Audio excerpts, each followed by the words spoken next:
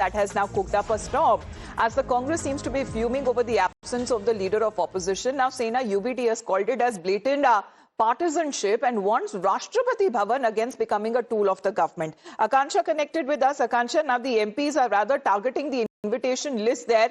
The opposition now seems to be crying foul over selective invites. But let's first take a answer from Pragya as well. Pragya, what's triggering this flashpoint? Why is the Congress and the opposition now sulking?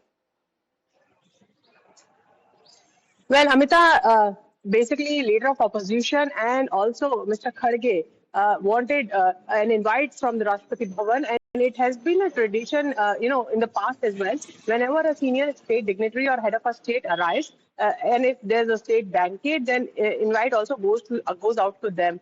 The opposition right now is saying that has been kept aside, the protocol has been kept aside, and it looks like a bipartisan approach on part of the Rashtrapati Bhavan. But having said that, the government and in fact the BJP in fact have been saying since yesterday that for an LOP also you need to represent your country, and in fact at a point of time when there is a state of head coming here, doing the agreement and MOUs that are very important for the future of both the countries and also very crucial as far as geopolitical equations are concerned. You are targeting your own government. So first you have to look whether you are a responsible LOP or not, and then the invite will come. And in fact, what the government sources have also told us is that it is also not mandatory. In fact, it is voluntary and it is on the discretion of the government and also on the President House as well. But there was an opposition leader who was invited because Mr. Shashi Tharoor has a long-standing relationship with Russia. He knows Russian diplomacy well, and also he was chairman of the Parliamentary Standing Committee of External Affairs. So it's not that the opposition was not invited to this particular meet and greet. But having said that, the government and also the BJP believes that there is a certain kind of responsibility that you first have to bear. You must be responsible enough to be a leader of opposition, and then only such invitations go out. And the fact is that this is a very, very crucial meeting and very sensitive meeting as well, because there are a lot of eyes on India right now, be it US, be it China or Europe. It becomes very but it has indeed set the ball rolling, because as far as when it comes to the government's discretion over sending out this invitation now is concerned, the other parties in the opposition bloc are also reacting over the leader of oppositions not being invited. Let's put out exactly what Priyanka Chaturvedi of Sena UBT has to say. Yes, Akansha.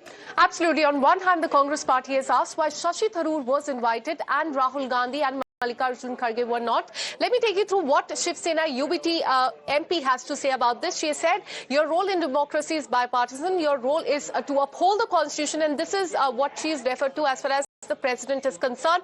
Your role is to uphold constitutional principle, which includes both sides of the democracy, the government and the opposition.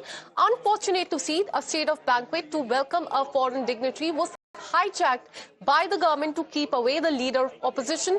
This does not augur well for the democracy and only shows the pettiness of the ruling dispensation.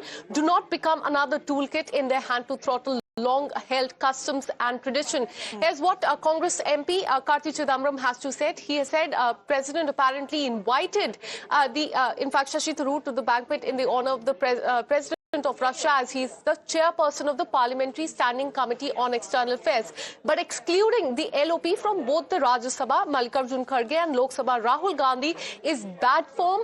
Protocol and precedent have been given or go by, is what Congress and Shiv Sena UBT have to say on this. Going to say that the president role is to uphold the constitution, but she has not done so. All right. So Sena UBT calling it as blatant partisanship and has warned Rashtrapati Bhavan against becoming the tool of the government. The opposition crying foul over selective invites, triggering a fresh flashpoint. But not even just to that, Akansha, we'll just come back to you. The Bhagavad Gita, which was offered as a present by Prime Minister Modi to President Putin, was also mocked by the left. Here is CPM leader Hanan Molla referring it to as mal. Now, this has also sparked off an angry response coming from the BJP side.